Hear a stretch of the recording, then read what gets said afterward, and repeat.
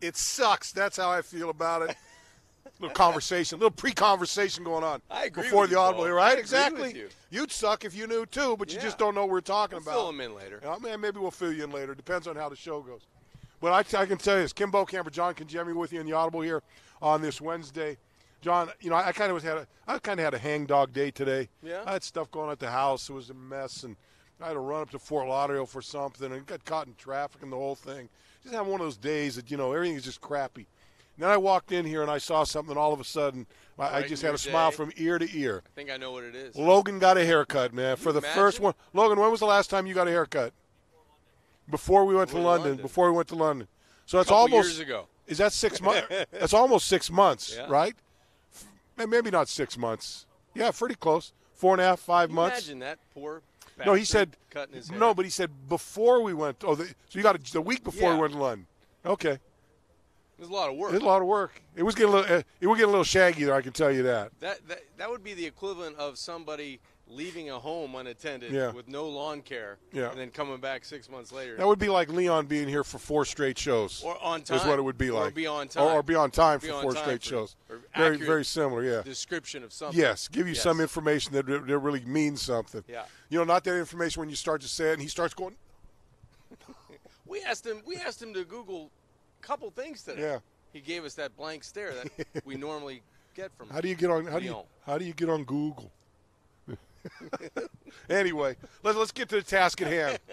He always wants us to move on. When we I know. Whenever you mention Logan, whenever you mention Leon, he goes, come on, let's get going. Move on. I've heard it. Carry on I've heard with it all the show. before. I've heard that whole thing. The reason I'm kind of dragging on is because we got nothing to talk about today, John. To be honest with you, I mean, look, we're here. It's Wednesday. There's games coming up on this weekend. Both games are on Sunday this week, right? Which is nice. I used to think they used to. They used to stagger. I think at one time they used to play one on Saturday, one on Sunday, because I think maybe one year we went to the Super Bowl, we won on Saturday and we had to wait until Sunday to see who we were going to play. I think. I know we've got a 3:05 and a 6:40 this week. So the 3:05 mid-afternoon and a late one. Jacksonville, New England early, and then Minnesota, Philly late. And pretty good matchups there. And John, the funny thing about about these games this week, Jacksonville's at New England, but I tell you, watching Jacksonville's defense. I think it's going to be a pretty interesting matchup between those two. What they can do if they can put pressure on Tom Brady, which they certainly have the capability of doing, that could be a very interesting game. And then Minnesota and Philadelphia. Minnesota, I think, with a very realistic chance of being the first team to play a home game. I think in the Super Bowl. I think it would be cool too. And I saw this the other day that if they do win the game and go to the Super Bowl, they'll be the visiting team. Oh, really? At, which white.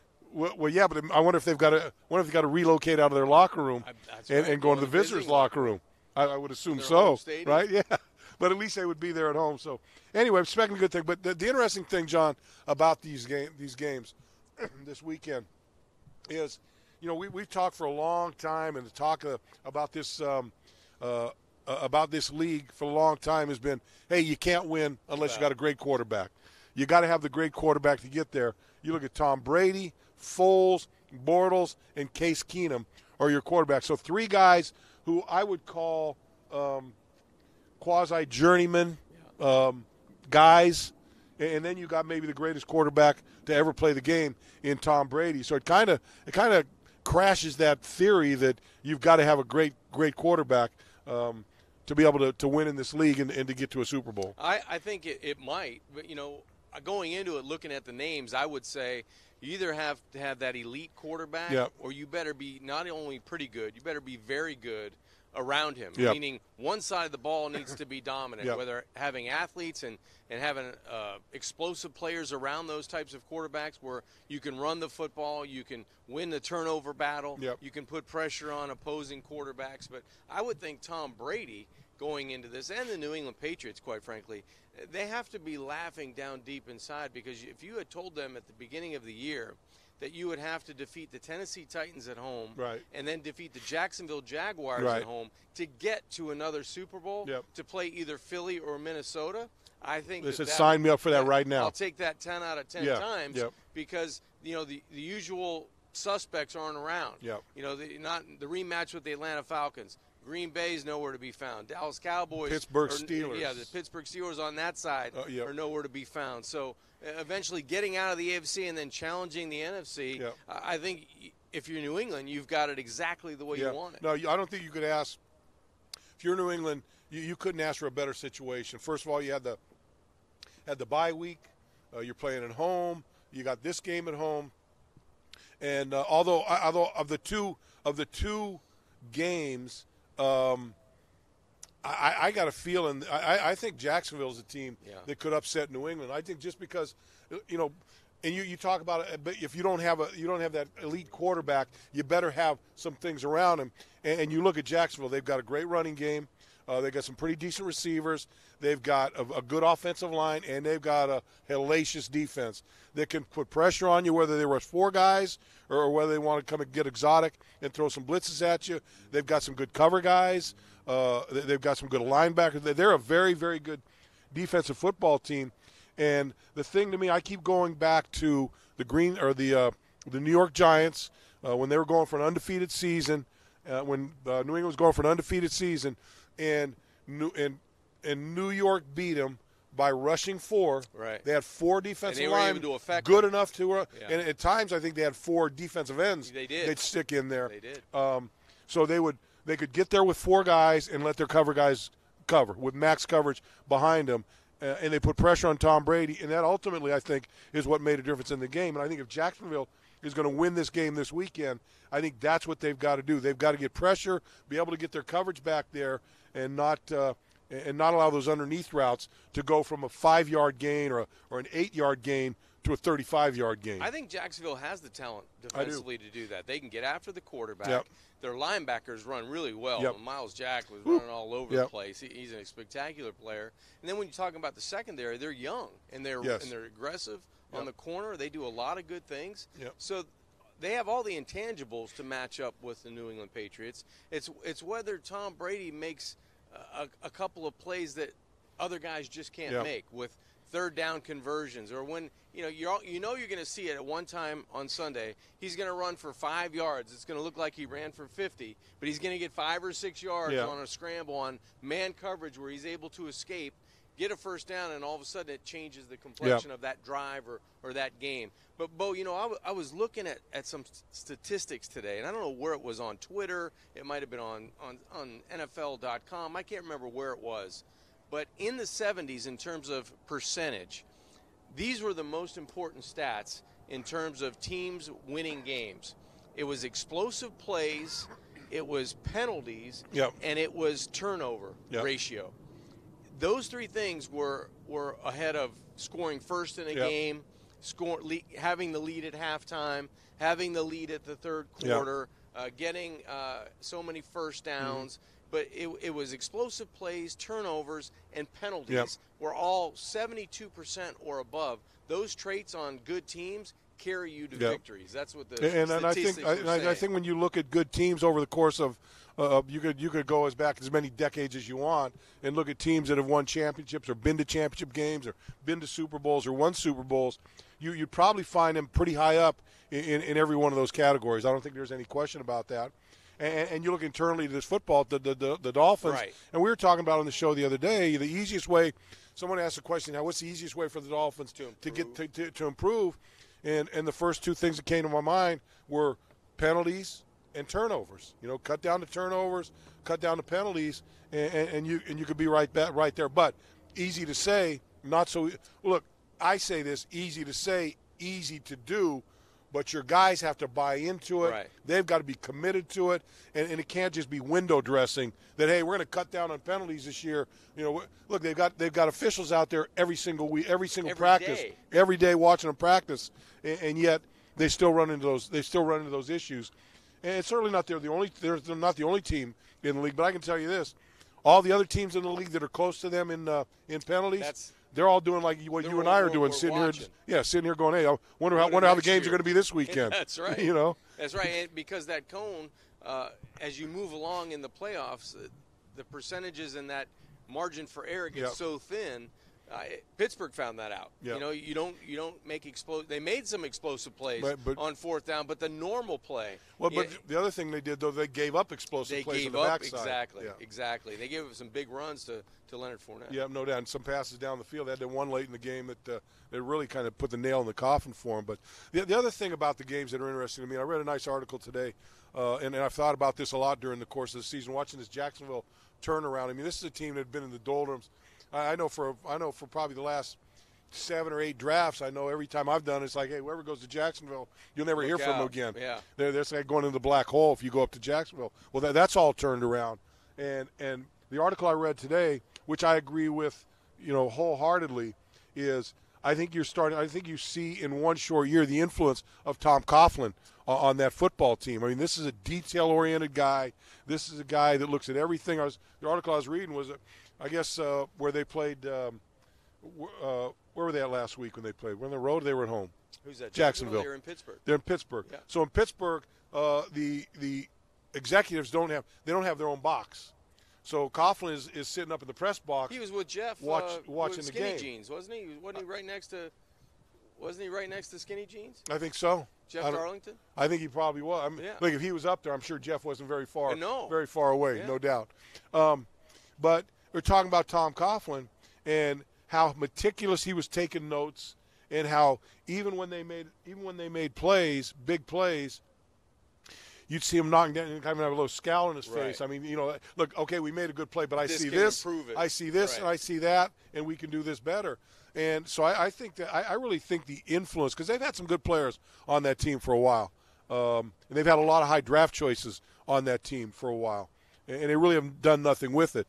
But I think the thing that congeals that team to me when I look at them right now is that hiring of Tom Coughlin, which I think was a great hire for those guys, and a huge loss for the New York Giants. And I think it's a blend too. I don't disagree with that at all. I totally agree with what Tom Coughlin brings to the table, because he is that old school mentality that it's good, but it can be better. It's not good enough, and there's a way to improve on that to get it closer to perfection. But I think his image and his personality marries well with Doug Marrone, because Doug Marrone is a former offensive lineman. This guy's an old school center that played at Syracuse, that was a member of the Miami Dolphins at one point for a very short time. But his mentality is toughness and running the football. Don't you remember, I think it was this summer, all the griping coming out of the Jacksonville training camp about how rough it was and how tough it was, and why are we going in pads when we can separate these days, because you only get X amount of days, but we're in them again on back-to-back days and then back-to-back-to-back days. Well, there's a reason for that, and that's you're going to play that way. So you have to be able to prepare that way, and I think that relationship between head coach and director of football operations, or whatever Tom's title is, I think that's good, because you're getting one message, one united message that is a tough message, but it's the truth. And sometimes that's the hardest thing to hear, that you need to be better, that this isn't good enough, and this is how we're going to get there. If you don't want to be here, find somewhere else to be. I had a chance to meet Tom when he was coaching at Boston College, and he's just a good guy, a family guy, but when it comes to football, he's a no-nonsense, no BS. This is the way it's going to be. And that's a problem he had early up in Jacksonville when they were expansion team. I remember when I told you I'd met him the year before he took the job at a bowl game I think the Orange Bowl. And I was in a box with Tom. And I probably sat and talked with him for, an hour during the game or whatever. I had a really good conversation with him. And then not so long later, he gets hired to start the Jacksonville Jaguars. I was doing radio at the time. So I called up there, got his secretary, said, hey, my name's Kim Bokamper. I got a radio show down in Miami. Met Coach Coughlin at the Orange Bowl. Want to talk. Want to know if I could get him on the air for a show. She goes, well, let me check with him, and I'll give you a call back. So she called me back about an hour later. Now, granted, they'd hired him. He had just started about maybe 3 weeks. Although they weren't going to play a football game for 2 years. 2 years, right. Right, they had 1 year where they weren't going to play a game, and then the next year. So you figure he had some time on his hands. So I'm thinking he had a little time, and she goes, no. He said, Kim, he remembers you. He enjoyed meeting you. He would love to speak to you, but he has no time right now. He's got a football team to get ready. That's right. But that's that mentality. But that's that mentality. That is it. Every second he would give up, it would be too much for him because he's got stuff to do. Right. And I think, and then when they started, when they put their team together and he started, if you remember, I mean, there was almost a mutiny there. That's right. Because Tom Coughlin's an old military guy, and I remember going up to Jacksonville because a friend of mine was working up there. Going up there, and I walked by a wall, like a little wall where they had a little bulletin board, and he had all these military emblems on there, like that they wear on their uniforms, right? All these different, riflemen, paratroopers, infantry, all the different things.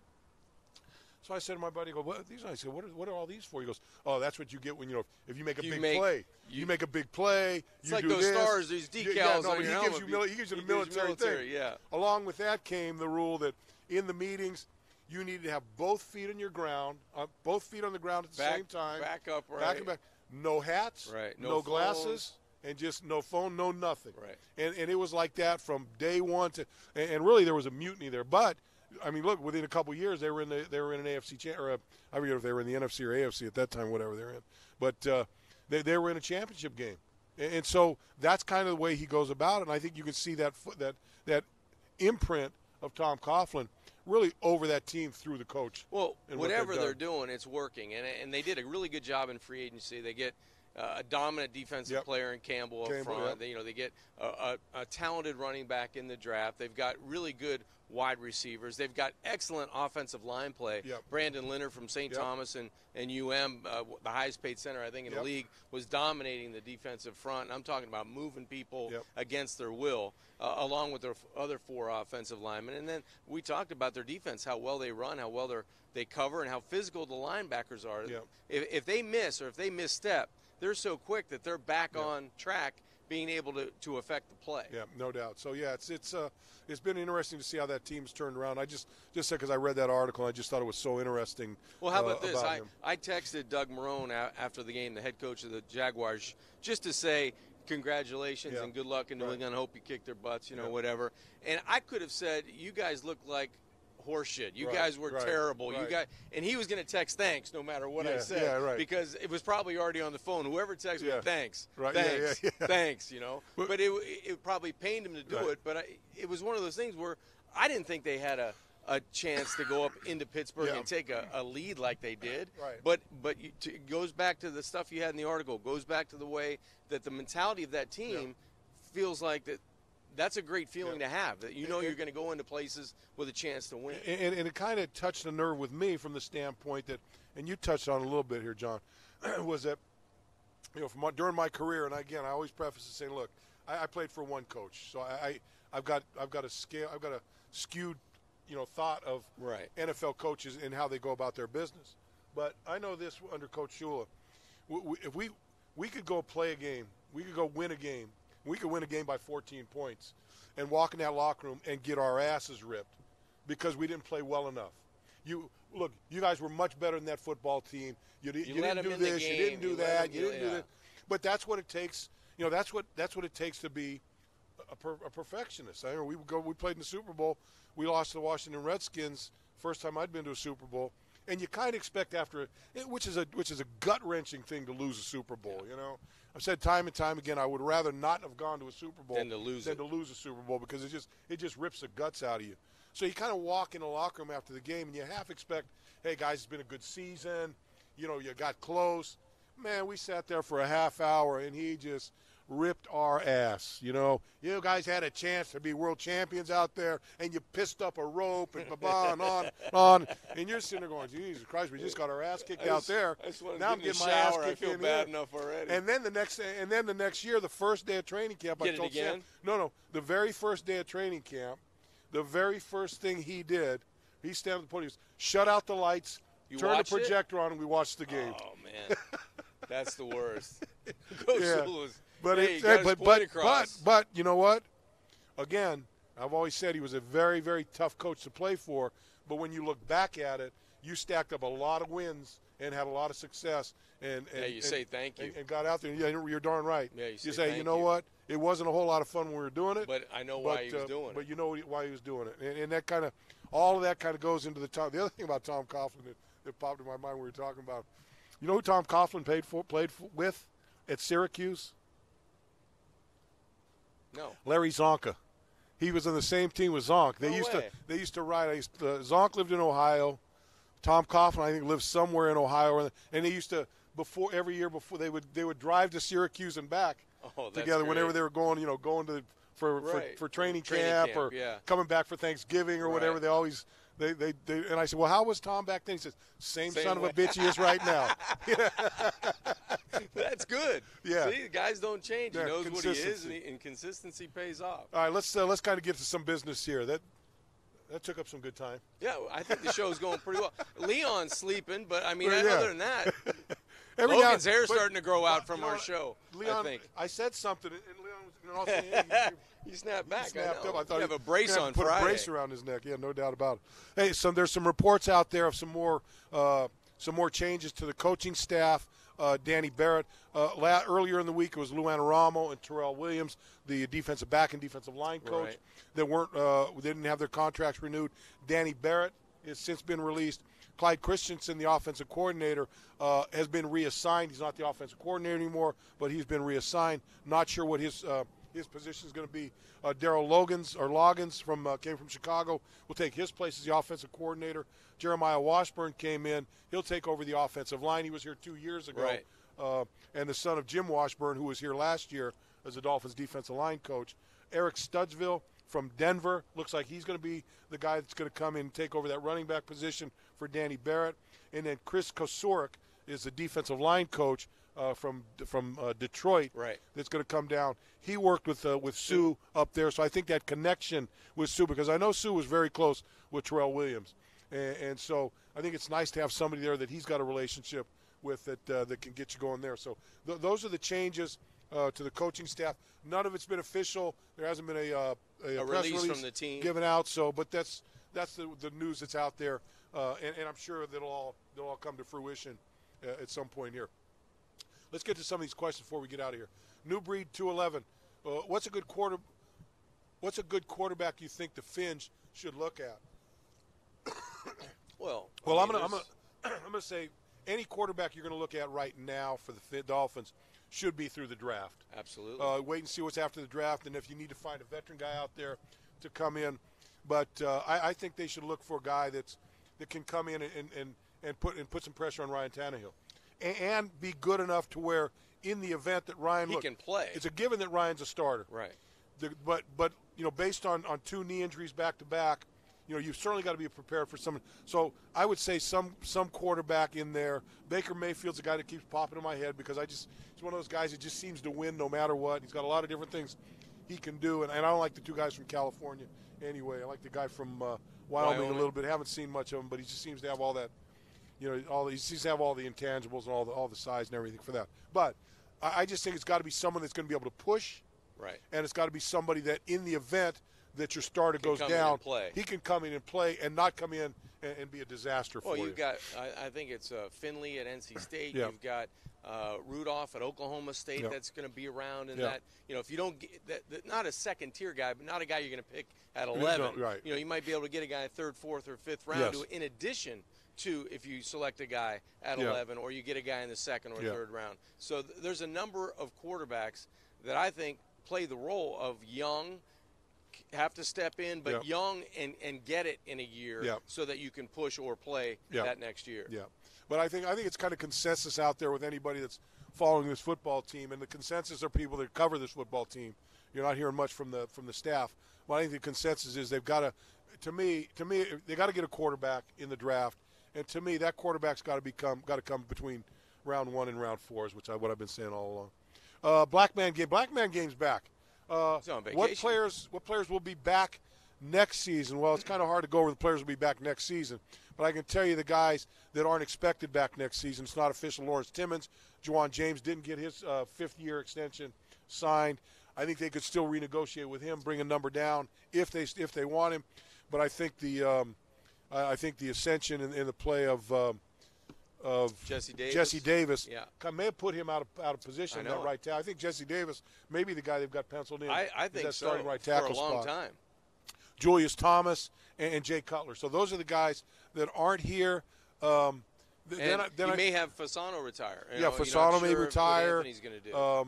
So yeah, I think you're going to see someone. But I'm trying to think of any other guys that are. Michael Thomas could be a guy. Could be a guy. And look. Let's get Julius. You said Julius. Jarvis could be a guy. Well, that's where I'm going. So here goes. So from Black Man Game comes Steve Santana on Facebook. Hey, Bo, $56 million for Landry. Your thoughts? Well, I read the article from Armando Salguero. Yeah, I read that as well today about it, and which I think it's a pretty fair article. But it seems like once that article hit, Jarvis got upset. I mean, and Jarvis, hey, I think the thing was going along pretty smoothly, and then all of a sudden, I think a little hurt feelings maybe in that situation. Now, coming from a writer, you take it with a grain of salt. But I give this: Armando does his work, and I think Armando's pretty good at what he does. I think when I look at Jarvis Landry, to me, I think the number's 10 million to 14 million. I think that's where they're at, kind of in this situation right now. I got to think if you get Jarvis to 12 million, I think you get a deal there. I do, and too. I think you feel good. So 12 times what? 12 times 4, 48. A lot of money. 48. I don't know that 56 is going to be a number there. I think that's if it's a 4-year deal. Look, they could give you 56 million. We'll give you 56 million over the next 15 years. Right, exactly. Exactly. But that's certainly not going to be the case. I think I read that article too, Bo, and I just thought about there's some good and there's some bad, and then there's some ugly. Yeah. And I just think that a lot of that in there was true. The good was really good. Yep. He's been productive. He's been the best player on the team for the majority of the time he's been here with the Miami Dolphins. You can count on him. He's tough. He's durable. Energy. He'll play hurt. He'll do all those things. And then you take a look at, maybe he doesn't do all the things that he's supposed to do. Right. Well, sometimes, you have that rare athlete. They kind of go off the reservation. But you can't do that and just freelance all the time because it hangs out somebody else. And then it's after the whistle. I don't mind what he does through the whistle. No. I just think that after the whistle, there's been some things that you have to question. Now, you don't want to take away. You want to be able to harness what he has and be able to channel that to others and to himself and do it when it won't hurt the football team. Yeah. So I thought there was a lot of validity to what Armando wrote today, and I kind of nodded after I was done reading. Yeah. That's basically the story. Well, look, the last game. Well, that threw it out of whack. I think that took it over the top. Yes, I think the others. I think prior to that, it was a little manageable. A little rumble over there. Yeah. Hey, Jarvis, come on. When you're over their sideline, get off their sideline. Right. Don't stand there and push around, pushing. But that I think was probably the biggest.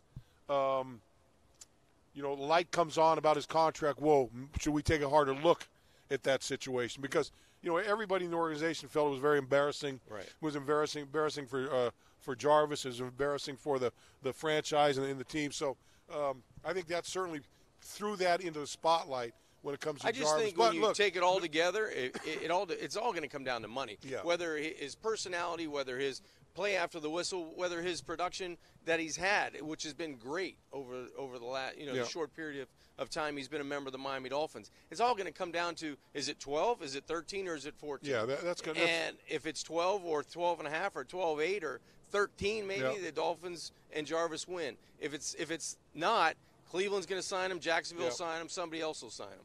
I would just put it to this way: if I had a gun to my head right now and had to bet my house, I'd bet my house that he's back. Okay. I just think he's too good of a player.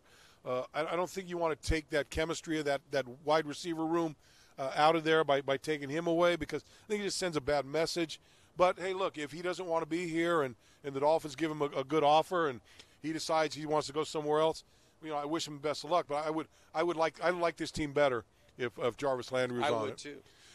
Bill Jackson from Facebook, do you think it's possible to have a disciplined team with Jarvis Landry on? I do. Yes, I do. I do. But it's got to be, it's got to continue to be, They got to continue to stay on Jarvis about it. They got to continue. Well, I think Jarvis needs to stay on Jarvis about it. I think that's the biggest thing. Well, he's got to understand that it's not right. It can't happen. Yeah. It can't happen. I don't care. I've played with great competitors. I've seen great competitors. I've watched them play. Yep. At some point, that has to stop because it not only hurts you, it hurts the team. Yeah. So that's it's black or white. Stop it. If you continue to do it for somebody else. Yep. Anthony Sheikh Felicio from Facebook. If you can give a good, bad, and ugly award for the Dolphins this season, who would you give it to? Good? I would give good to Kenyon Drake. Yeah. I would give good to Rashad Jones. Absolutely. There's a number of guys I'd give good to. Xavier Howard. Bad. Jesse Davis, I'd give the good I'd give to Jesse as well. good. Bad. Ugly, I'd give it to every one of those offensive linemen. Not because they're bad, because they're ugly. Yeah. And you can't, can't hide that. That's always good. You mention ugly on a football team, and you start looking right at the offense. Well, coming from a defensive lineman linebacker, I can see how that happens. Exactly. I remember. I can remember many times coming off the field with A.J. Dewey and Bob Baumhauer and going, man, you see number 66? Well, he's ugly. That son of a bitch is ugly, man. We used to play against the Jets. Used to have a guy named Gary Petz. I remember he was that a name. guard, right? Yeah. And Gary, I don't know what he is. He always wore. We would always laugh at him because he always wore a helmet that was too small for his head. And his face mask, now your face mask kind of sits up. His face mask was like right there. It was like squeezing his nose. It was one. Yeah. Yeah. And I remember the first time I saw him, I didn't even wait till get on the sideline. So I said, bro, did you see this freaking Gary Petz? He's ugly. He's an ugly son of a bitch. We used to give an award on the team for hit him in his face mask and he'll get a bloody nose. Who was the ugliest player on the team? Yeah, well, we had other awards too. Yeah, no doubt. Yes. So that's good. That's ugly. Bad. Linebacking play. Bad linebacking play. I would go there. We got to run through these. We only got a couple minutes. The way Marrone took control of the Jags sounds like the blueprint for us to bring discipline back. I couldn't argue with you. That's from a man called Jay. Love it. Facebook, Christopher Dunkley. It'll be interesting to see whether an all-time top defense with an average offense can beat the pace. I think their offense is maybe a little better than average. I think with running beat game. you. They beat They you up. pound you down. You know, the only thing that's probably below average to me. Offensive plays through the air are tough to come by. Yeah, that's where they're going to fall short. That's the average or below average comes from the quarterback position on that football team. But you can go back to Trent Dilfer with an amazing defense can do a lot for you. Duke Dennis, hey Bo, what are some of the things you like to see this team stress on next season? We talked about them. You need to stress discipline. You need to stress you got to cut back your penalties by a minimum of 50%. Easily. And you've got to find some way to be in the plus column in turnover ratio when it comes to giveaway takeaway. Yeah, you have to. All the good teams do it. Those are the basics. And to me, the hardest part of those two teams is switching the giveaway takeaway because it takes everybody. It's just not protecting it. Yep. It's finding a way to get your hands on the football on the other side. El Chapo Jr. Hey, Bo and John. Chapo's back. El Chapo's back. Who's the biggest celebrity you have in your phone contacts right now? I don't know. So I got a lot of football. I got a lot of teammates and stuff like that. I mean, I've got Leon in here. Yeah, I got Leon. I've got Leon right under Logan. I got Leon. I put Leon. You put your name. You put your numbers in lists. I know. I do. Do you? Yeah. Leon fits under shit list on my phone. So. I think they want us to rap. I think Logan is stood up. That's going to be a rap. Well, look, he's Logan. You notice Logan? He pops up now. He does. He lightened his head and lightened him down a little bit. He's like 2 feet good. on the ground. He's got his back in the chair now. Yeah, it's great. All right, that's going to do it for the Audible today. Thanks, Bo. John Congemi, Kim Bokamper with you. It was about 40 minutes worth of nothing right there, but it was good nothing. That's right. Hope you enjoyed it. We'll catch you next time.